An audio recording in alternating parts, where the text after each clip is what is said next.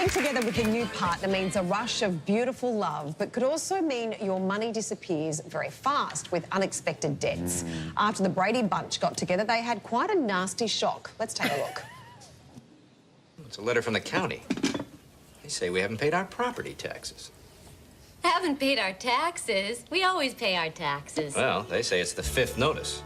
And we owe them $20,000 by the end of the week, or they'll auction our house. $20,000? There has to be a mix-up. I better call someone. We are. You do? Uh-huh. Uh-huh. I see. We should. You are. Uh-huh. All right, goodbye. We owe them. Forget how great that show is. So let's find out now how to protect yourself financially when you start living with a new partner. Please welcome to Studio 10 financial planning expert and author, Helen Baker. Helen, this is such an important topic. You're warning about what you call sexually transmitted debt in particular. How do you catch it and what can you do to protect yourself? Is there a cream? Yeah, get tested regularly and do some protection. I would say one of the first angles is it because the person can't manage money, or have they walked into the new relationship with debt to start with?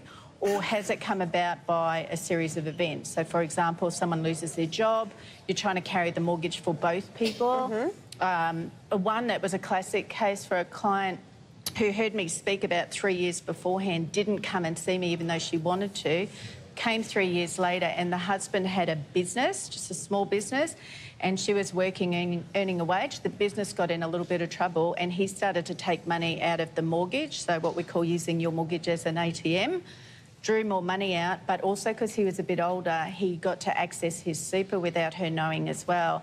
So he actually withdrew all the super as well. So by the time it came to the head, it was like they had to sell the house and not much time to rebuild super, so it can happen at any age. Didn't she have to be co-signature with the business? No.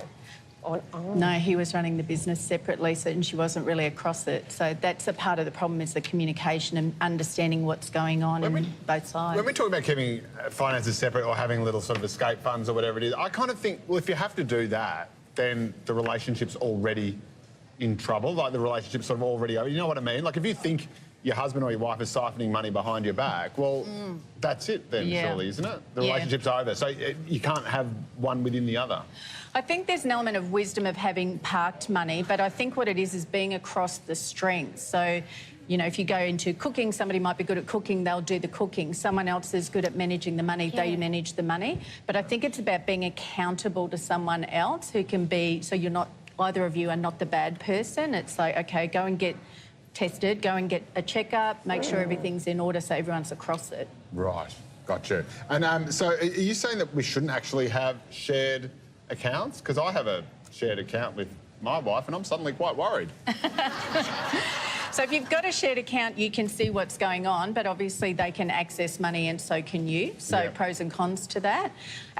Often people will try and minimise things to make tax work. So what you're trying to trade off is control and risk versus tax benefits. Right. And there may not be one or the other that's right. It's a decision that you make that's appropriate.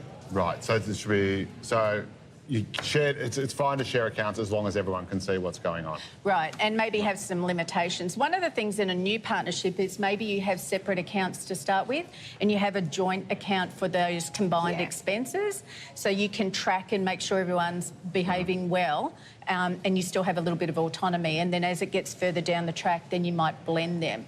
The bottom line, though, is if you've been together, if you're married or if you've been together for 2 years in a de facto relationship, everything is together really anyway. So if you do split down the track, all those debts become your debts just as much as the other person. So what you're saying is basically fake your own death. Helen, you've got some tips on avoiding sexually transmitted debt. Talk money matters. So have the discussion. What's your partner's spending and saving style and so forth? Yeah, I think understanding some people are what we call a spender and other people are more of a saver. And so, again, playing to the strengths. If you're an extreme spender or an extreme saver, it's not really a happy situation. So I think it's about finding some balance around those. But, again, recognising what those styles are and then having a plan of how you manage it. This is interesting. Check each other's bank accounts, but don't share login details. Yeah. So that way you're trying to protect it for yourself. So if we go back to that offset account that they were able to get into, if you weren't able to access that, so there are loans that you can get that actually splits the loan. Because the issue, if you think about Sydney, buying a house and you have a big mortgage, can you actually get that mortgage solely in your own name? Maybe unlikely. So you're going to have to look at where those risks are and then find a way to manage Instead those of risks. both people on the one mortgage, put half the mortgage on under one name and half the mortgage on the other. And banks will do that, will they? Yeah, you can have a look at that as an opportunity. At the end of the day, if it's linked to the house is still at risk, but the credit rating may be protected. Right. So don't rush into a joint bank account, credit card or loan, as you can be held liable. That's scary.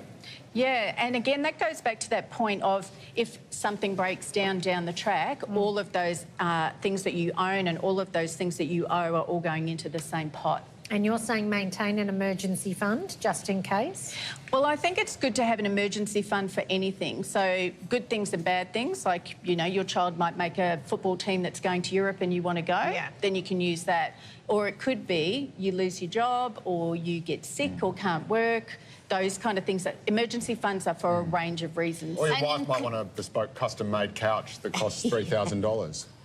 Yes. Or in my case, you know, just a jar of moisturiser, the price of which cannot be explained to John, who uses no clothes. No, you can't, So you can't just understand keep that quiet.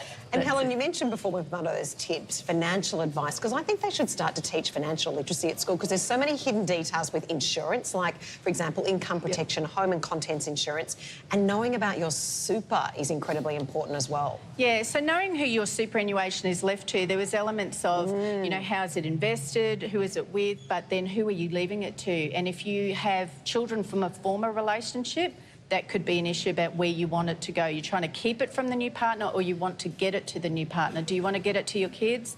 Are your kids under 18? Then there's a lot of things you want to patch up between the will and superannuation. Helen, thank you so much for joining us this morning. Much appreciated.